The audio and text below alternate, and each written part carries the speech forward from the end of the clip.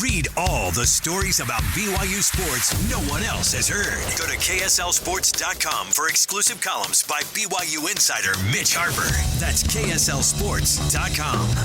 It's 1st and 12 here on KSL News Radio. Mitch Harper and Alex Kirry with you. I'm coming to you from Kansas City, site of Big 12 Basketball Media Day. The women took place today.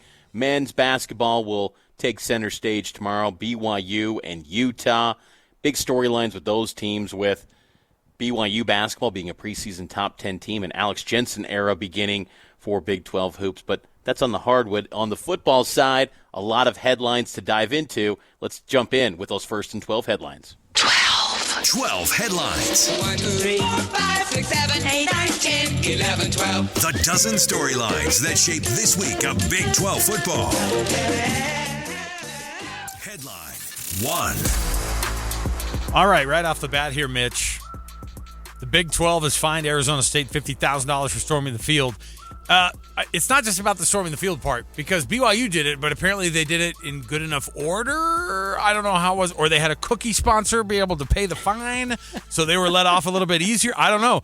I will say, if you watched any of the videos, though, it was a lot of harassment from, as Patrick Kinahan says it on the KSL Sports Zone, a little bit tipsy from the Arizona State fans. But, yeah, it was... We need Kyle Whittingham to say to PK, what do you want, Sparky? What do you want, Sparky boy? Yeah, I'm telling you, it was a weird moment, because I don't know if I'd walk up to a 6'4", 350-pound defensive lineman and get in his face after that, but some liquid courage. That's what caused it. It wasn't just the $50,000. The Big 12 sends out a public reprimand. I always love that one too. Like, hey, everybody needs to be embarrassed who's dealing with this at Arizona State. So they get the $50,000 fine, and you can't storm the field in the Big 12. You're going to get fined for it. But that one was a little bit extra because of how spicy the students got.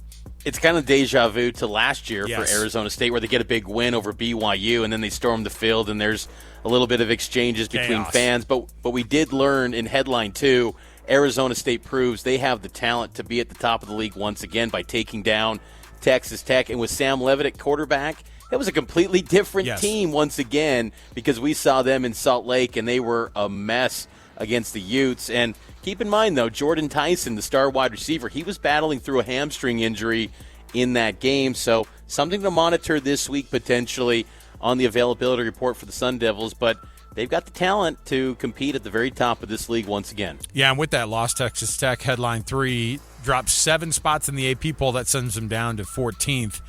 I just think it's crazy. 7 spots going down after they lose to a team that's the champion from last year, an AP ranked team now, team that is very good. And you're exactly right, Mitch. I think we talked about this. They don't get a lot of respect. The league doesn't get a lot of respect. Like, what does Texas Tech have to do to be able to? I mean, if that was an Alabama team losing that game this weekend and they took their second loss of the year, they would have gone down to maybe 10 or 11, right? I mean, because it's what happens. They go, well, they're still good though, even though they take the second loss. I mean, look at Notre Dame, for example, who just continues to hang out in the top. They're right behind BYU. They're a 5-2 team. They're number 12 in the AP poll.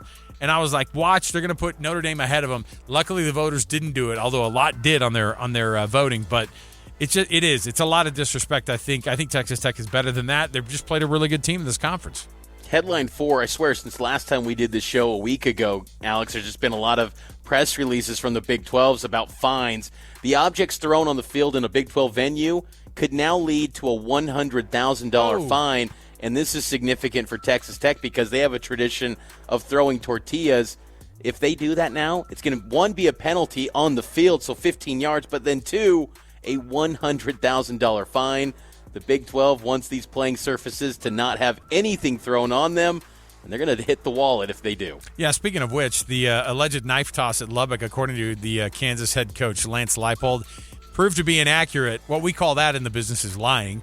But Kansas was fined for the inaccurate reporting of what had happened, and then everybody feels a little bit embarrassed by it. But at the same time, whatever, you say some weird things while you're when you're losing games that you feel like you should be a little bit more of a part of. Headline 6, Cincinnati and BYU, just like you predicted, Mitch, are the only undefeated teams currently in Week 8 of college football. There's no way.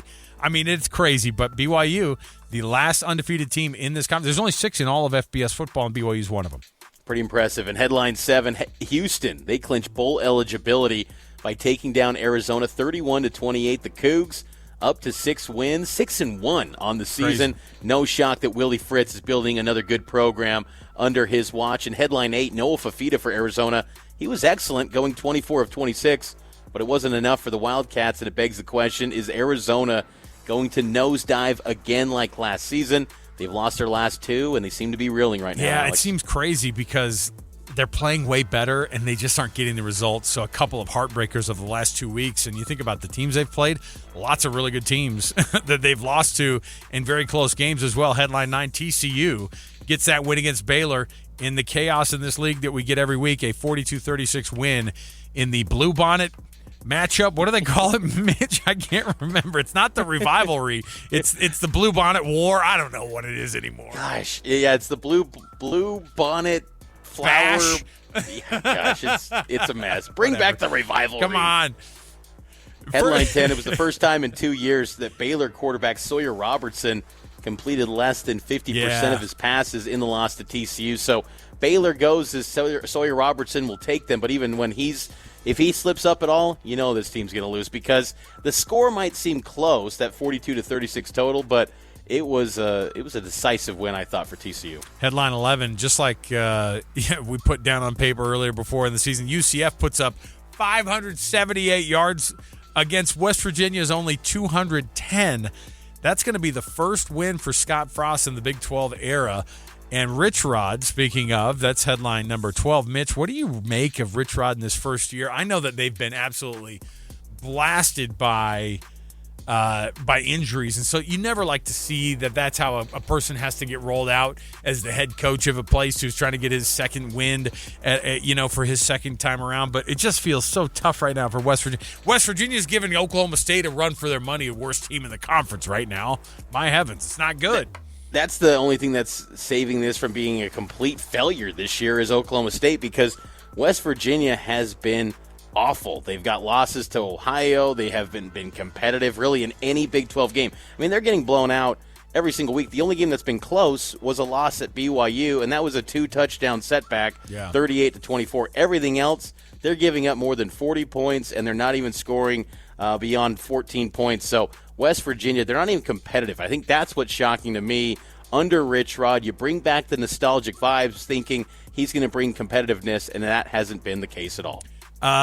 Wild standings, of course. You have, Mitch, something that's getting set up for an absolute disaster from a tiebreak perspective, because you've got all these one-loss teams in conference play right now. Let me see here.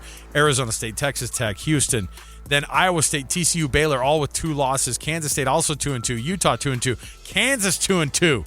You have all these teams that are vying in there. Everyone feels like if you get to 2 losses, you're out. It might be even more complicated than that as we try to figure this thing out across this entire conference. But we've got much more around the corner for you on First and 12 when we come back to the program. Guess what we have? Our Big 12 Sound Roundup. What are you going to hear? Kyle Whittingham, Coach Kalani Sitake, both after the game down in Provo last week. And then Arizona State, Kenny Dillingham. He's got the mojo back. That's all coming up next on First and 12 on KSL News Radio.